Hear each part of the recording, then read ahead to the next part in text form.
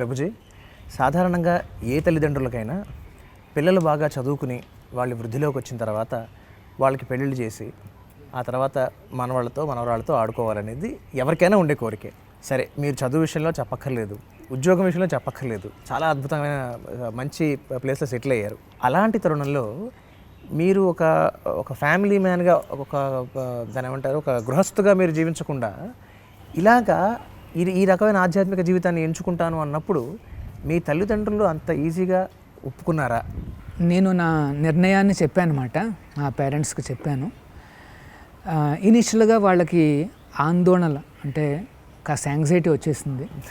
పిల్లవాడి భవిష్యత్తు ఏమవుతుందన్న ఒక భయం అన్నమాట. మరి అంటే ఈ మార్గం కొత్త వాళ్ళకి. సో వారు ఇస్కాన్ బెంగళూరుకి రావడం జరిగింది. అక్కడున్న సంస్థను చూశారు, మన యొక్క ఆధ్యాత్మిక మరియు సామాజిక సేవలన్నీ గమనించారు. ఒక 3 రోజుల పాటు వారు అక్కడే ఉన్నారు. మార్నింగ్ నుండి ఈవినింగ్ వరకు మేము చేస్తున్న కార్యక్రమాలన్నీ చూశారు. వారికి ఎందుకో కొద్దిగా కాన్ఫిడెన్స్ వచ్చింది. ఇందులో దైవ అనుగ్రహం కూడా ఉంది, ఆ కృష్ణుడు అనుగ్రహం కూడా ఉంది. వారి మనసులో కాస్త నమ్మకం వచ్చిందన్నమాట.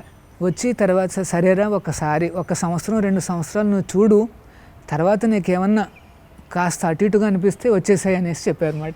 ఓహో. సో నేను కూడా సరే అనేసి నేను వాళ్ళకి మాట ఇచ్చాను. 2 ఏళ్ళు 3 ఏళ్ళ తర్వాత మళ్ళీ అడిగారన్నమాట, మరి ఏంట్రా నువ్వు వెనక్కి వస్తావా అంటే, నాకు అంతా బాగానే ఉంది, నేను ఇక్కడే ఉంటాను అంటే ఇంకా ఆ రకంగా వారు ఒప్పుకున్నారన్నమాట.